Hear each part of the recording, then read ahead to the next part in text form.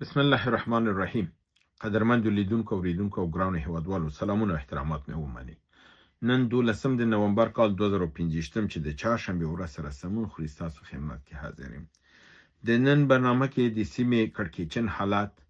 او همدارنګه نړیوال موضوعات او د ستاسو قدرمندو دوستانو ورونو نظریات او پوښتنې لرم چې هغه ته به ځوابونه وایم. خو د ټول نه مهمه خبره ده چې تاسو ته معلومه ده پرون په هندوستان کې په لال قلعه په ډیلی کې د موټر انفجار وشو چې هغې کې کافي کسان زخمی او مړه شوي دي. او همدارنګې پرون بله ورځ په د پاکستان په سره محکمه کې یو انفجار وشو چې هغې باندې دوی نوم د دې کېښوده چې سلنډر الوتی دی. خو نن یو ځل بیا د پاکستان د سترې محکمې په پارکینګ په صحن کې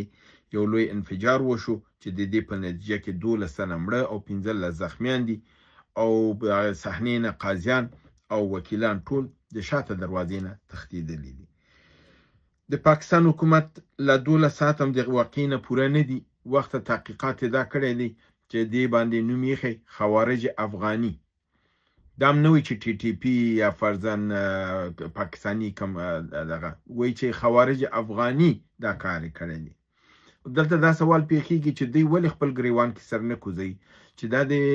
کابل نه د بارډر نه اوښتل، د پېښور د چک پوینټونو نه تېرېدل، د اسلام آباد د بارډر نه تېرېدل، بیا د اسلام آباد ښار ته داخلېدل، بیا صحنه د سترې محکمې ته رارسېدل. آیا د دوی دا حکومت او د دوی د اردو او امنیت ټول مړ دی؟ دا مړ دی چې دی دومره دغه دی، او که بیا مړ دی بیا ځان ته شپږم طاقت او نظامي او حکومت دی بیا نه وي، بیا د تسلیم شي افغانستان ته، تسلیم دي شي چې همدا امارت اسلامي د دوی نظام جوړ کړي او امنیت ورته راولي. چې تاسو کې دا همت نشته چې مخه ونیسئ، هغه ستا تر ګریوانه رارسېږي، بیا ته وایې چې خوارج افغاني. راځم دې ته چې په هند کې هم د دغه واقع چې شوی وه هغې خپل تحقیقات دغه کړي دي. هند ادعا دا کوي چې د دې واقع چې شوې ده په دې کې د لشکر طیبه چې د پاکستان په حساب پراکسي یو دغه ده چې هند په مقابل کې جنګیږي، هغې لاس دی. او پاکستان د خپل د واقعي پړله په افغانستان اچوي، یعنې اتهام په اتهام باندې دی. پاکستان په افغانستان باندې زور رسیږي او د هندوستان په پاکستان باندې زور رسیږي. هندوستان دا ادعا کړې ده چې 3 کسان یې نیولي دي، ډاکټر احمد محی الدین، محمد سهیل او آزاد سلیمان، چې دا د داعش خراسان د شاخه هند د ترهګرۍ ډلې د پلانونو و دغه په حساب پلان کوونکي وو. دوی د ډیلی، حیدرآباد او د لکنو په ښارونو کې په معبدونو کې د اوبو او د خوراک په دغو کې زهر اچول تر څو خلک مړه کړي او زیات نه زیات خلکو ته زیان ورسوي. همدارنګه هند وایي چې د څو مودې مخکې د یو روسي 14 کلن ځوان چې د ټولنیزو رسنیو کې داعش ته فعالیت کو هغه هم نیولی دی. هند هم وایي چې پرونی چاودنه مسؤلیت د پاکستان میشته لشکر طیبې په غاړه اخیستی دی، چې هغه تاسو ته معلومه ده چې د هغې بیس او مرکز په لاهور، په شیخپوره او په دغه کې دی، په سیالکوټ په ساحو کې دی. نو په دې اساس باندې د هندوستان ادعا د پاکستان باندې ده او د پاکستان د خپل د ناکامۍ پړله په افغانستان اچوي او وایي چې خوارج افغاني دا کار یې کړی دی. اوس دلته حالات په کړکېچن دي. هندوستان به په پاکستان حمله کوي، پاکستان که په افغانستان حمله کوي، افغانستان به بیرته راننوځي په پاکستان. نو د هندوستان او د افغانستان زور خو پاکستان نه لري چې دوه په باندې شول، نو دا ګټ چې دی دا به راچپه کېږي او دې سر به غوسېږي. نو حالات په دې رقم ته کړکېچن روان دي او هندوستان دا ادعا کړې ده داعش خراسان تاسو معلومه ده چې دا په پاکستان کې ټریننګ کېږي. د دې اسناد موجود دي، ایران سره د اسناد شته، افغانستان سره شته، هندوستان سره شته. بنان د 3 واړه ملکونه په دې پاکستان باندې اسناد لري. اما دا چې پاکستان په ظرف د 12 ساعتو کې واقع وشي او بیا داسې دا تحقیقات هم وکړي چې دا نفران چې راغلي د افغانانو او دا انتحاري افغانانو کړي ده او دا په افغانستان کې او وخت دام تحقیقات وکړل چې د دوی تماسونه په وخت انتحار کې او دغه کې د افغانستان سره هدایت اغېز نه اخیستل، یعنی د دومره لوی د ټکنالوژي دی د کم نه کړله. هندوستان غونې مملکت په 40 ساعتو کې دا نشي معلومولی چې دا واقع چا کړی دی. دی په ظرف د 10 ساعتو کې دا شی معلوم که نو معلومیږي چې خبره واقعیت نه لري بلکې یو دروغ دی چې پلمې لټوي د افغانستان لپاره. په نړیوالو خبرونو کې دویم خبر دا دی چې امریکا د یمن په شبو خار او د خورا خار باندې مرغه باندې په آبین باندې چې دا نږدې خارونه دي د شهر بیدا سره په دې باندې شدیده بمباري کړې ده او ویلي دي چې دلته د القاعده مرکزونه او د منځه وړي دي او بالخصوص د آبین په څه کې ویلي دي چې دلته د قرارګاه نظامی دي القاعده و چې د دې ځنه د ایران او د حوثیانو په حمایت سره د امریکای د مفاداتو په خلاف باندې کېدل نو ځکه دوی په بمبارد کړي. همدارنګه امریکایي هوایي ځواکونو د ونزویلا په دوه نورې کشتیګانې په دې شک باندې وهلې دي او له منځه وړي دي چې دې کې مواد مخدر انتقالېدل. په دې کې 6 کسه وژل شوي دي. په مجموعاً د کوم وخت چې امریکا د ونزویلا کریبین ساحې ته راغلې ده 6 کسه تر اوسه دوی وژلي دي. همدارنګه د ترکیه وزیر خارجه آکان فیدان چې د امریکای ته ځان رسولی دی او الته تاسو معلومه چې جولانی هم په امریکای کې دی نو بناهن جولانی د همدارنګه آکان فیدان او د امریکا مارکو روبیو سره یو ځای ناسته کړې ده او د ایران سوریه او د غزې په متعلق سره خبرې کړې دي. نو دلته تاسو معلومیږي چې لوبه سرنګ روانه ده ځکه چې پرون چې ما تاسو ته ویلو چې الجولانی چې تلو مخکې دینه چې د ټرمپ او نورو ملاقات وکړي هغه مازیګری خپل ساتیریه د باسکټبال لوبه د امریکا د قواو د سنکام د قومندان سره کړی ده او بعض خلک وایي دا خو ډېر هوښیار دی هوښیارۍ نه دا کار کړی. تاسو ماته دومره ویلی شي چې د امریکا د سنکام قومندان د دنیا څومره رئیس جمهورانو د سره باسکټبال کوي او بیا د هغه چا سره باسکټبال کوي چې هغه ته دوی ویل چې دا تروریستو دونه دوی سره مینه او محبت زیات شو چې هغه تروریستو دوی سره باسکټبال کوي. خو دا خپله ثابتوي چې دا د امریکې ایجنټو د سیاسي ایجنټو جهاد سره خیانت کړی دی جهاد خرڅ کړی دی خپل ملت او مجاهدین غولولي دي نن ځکه هغه مجاهدین د په خلاف باندې ولاړ دي او د نظام په مقابل کې د سره جهاد کوي. اما زموږ په افغانستان کې اوس هم ډېر احمقان دي چې اوس هم ماته لیکي پخوام مجاهد او اوس هم مجاهد او پاینده کې به مجاهدي. دا تاسو سره کم ایمان دی. تاسو په شخص باندې ایمان لرئ که په قرآن او په رفتار د سنت د پیغمبر باندې ایمان لرئ. دینه معلومیږي تاسو ایمان کې بالکل ذره ایمان نشته دی. تاسو افراد ته ګوري ایمان راوړئ. آیا د پیغمبر صلی الله علیه وسلم په وخت کې په د غزې په دغه کې کسان نو چې پیغمبر د خدای به ویل دا منافقین دي د دې نه ځان لري ساتي دا جهاد ته نه دی راغلي. نو داسې نشي کېدلی چې دا د جهاد په دغه کې یو منافق را ننوتي او جهاد یې بدنام کړي او تاسو اوس هم ترې نه دفاع کوئ. شرم او حیا نشته دی. سترګې نه لري ضمیر نه لري احساس نه لري چې یو نفر راکړي چې مجاهدو خو مجاهدو د مجاهد په نوم کې د بیرغ لاندې امریکا سره لار اچولې وه ټول جهاد یې خرڅ کړ اوس د امریکا اډه بیرته راځي سوریې ته. نو دا مجاهد همدا کول چې امریکا یې بیرته راوصله که دې امریکا راوصلو دا مجاهدو خیال دا تاسو ولې بیا جهاد کوو د امریکې په مقابل کې هلته خپله د جهاد ته یې دی چې دا جهاد د امریکې په مقابل جایز و او دلته چې دی بیرته امریکا راولي وایي دا خو هوښیار مجاهد دی. لعنت دی په دې هوښیار مجاهد چې تاسو باندې ورسره چې څوک د دې دفاع کوي. بل نړیوال خبر دا دی چې د چین او د جاپان ترمنځ د لفظي تشنج ډېر زیات شوی دی. پس له هغې نه چې د جاپان نوي صدر اعظم ساناتای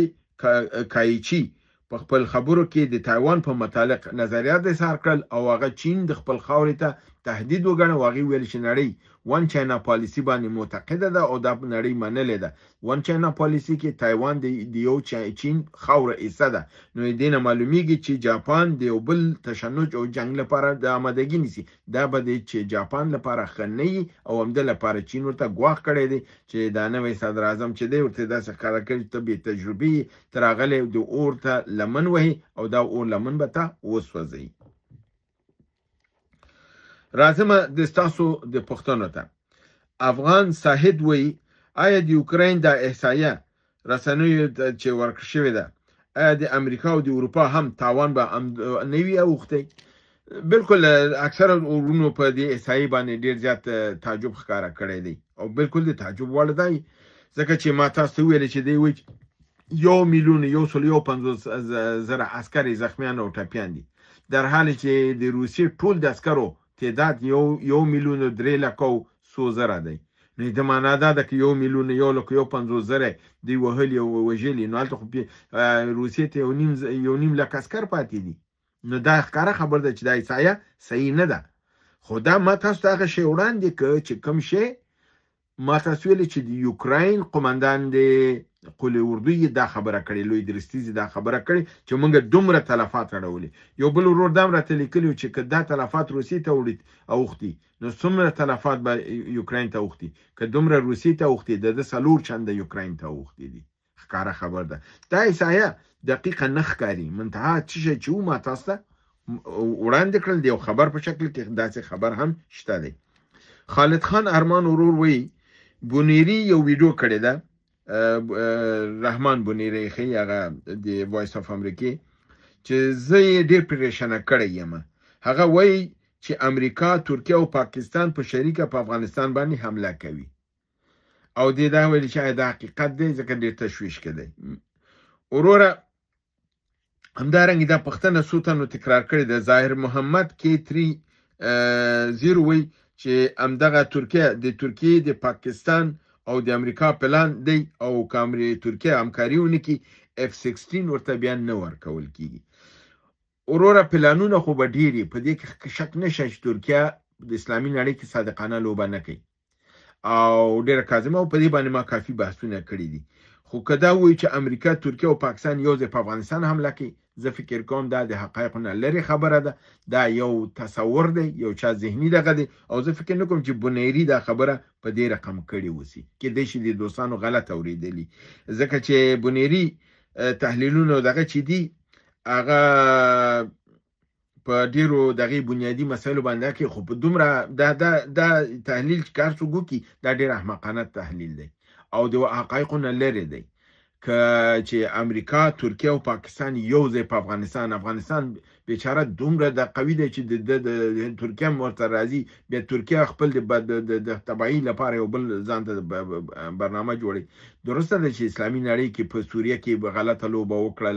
د اسرائیل ترڅنګ ولاړ دی مګر هغه په لفافه کې دا کارونه کوي علني نه راځي ځکه افغانستان سره د ټول نه ښه روابط چې دي د ترکیه دي او د ترکیه اړیکې د اسلامي امارت سره ډېرې نږدې دي په دې اساس باندې زه فکر کوم چې دا خبره کاملا غلطه ده او درسته نه ده ټنګو ټي په نامه یو ورور ویلي چې آیا د هند او د پاکستان ترمنځ به جنگ وشي زه فکر کوم چې جنگ کیږي او هندوستان به حتما په پاکستان باندې برید کوي شالوم الون ورور وی چې یتیموف شکایت د یتیموف شکایت داسې ښکاري لکه څوک چې د خپلو زخمونو شکایت سیاد ته کوي یعنې ښکارچي ته کوي نو بالکل همداسې خبر ده دا خبره بالکل زه تاییدوم چې د هلته امریکا ته پرونه ما تاسو دا وویلې چې دا پلان د امریکې دی په دې سیمه کې نو که ته امریکې ته وایي دا پاکستان دا لوبه شروع کړې ده هغه پوهېږي دا لوبه هغه شروع کړې ده دا درسته ده چې پاکستان غلطو فریبکارانه مسایلو نه د دوغله‌بازۍ نه کار اخلي منتها دا لوبه د امریکې ده او امریکې ته شکایت کول معنا دا ده چې د خپل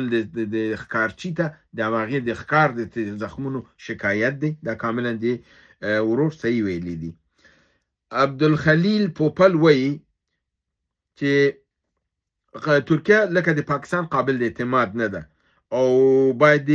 موضوع باندې ډیر زیات غور او بررسي وشي بالکل که دقیق تاسو ویلی دي ترکیه هم قابل اعتماد نه ده ځکه چې غلطې لوبې اسلامي نړۍ کې شروع کړي دي او بالخصوص د سوریې په هکله بیا د اسرائیل سره همکاریګانې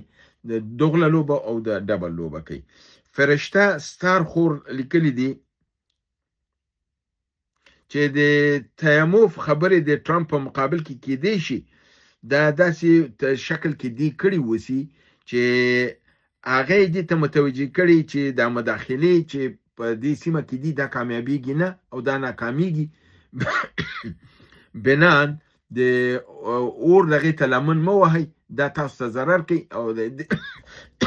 د دې ښکاره کوي چې یعنی دیم پوهېږي چې هغه دا لوبه د هغه ده یعنی د یتیموف په دې پوهېږي دا لوبه د هغه ده، نو داسې نه دي کړي چې هغې ته پوه کړی اوسي، بلکې هغې ته د کنایې په شکل کې دا خبره کړې ده چې دا کومه لوبه پاکستان دلته کوي، یعنی تی کوي، دا د نړۍ او تاسو په ګټه نه ده، دې کې به ټول وسوځېږي. دا خو داسې کوي، ممکنه ده داسې وشي، دا هم یو اړخ دی تحلیل کېدی شي چې د خو په دې پوهېږي چې امریکا یې دې شاته ده، نو مستقیما ورته خبره نه شو کولی، د کېدای شي د عاصم منیر په لارې ورته کړي چې عاصم منیر او دی چې دا کومه لوبه کوي دا درسته نه ده، دا ته مخه ونیسه، یعنی خپل هغه لوبه چې ته کوي صحیح نه ده، هغې مخه ونیسه. آخري دغه پوښتنه دا ده چې ولی کاکا 8908 والا وایي دوی هم لیکلي دي چې ترکیه او قطر اعتبار وړ نه دي او د امریکې چمچې دي، مبادا امارت اسلامي ته کوم دام جوړ کی او د سوریې حالت غوندې چې څرنګه شو داسې یو حالت افغانستان ته هم راولي، دوی شیطانی کارونه کوي.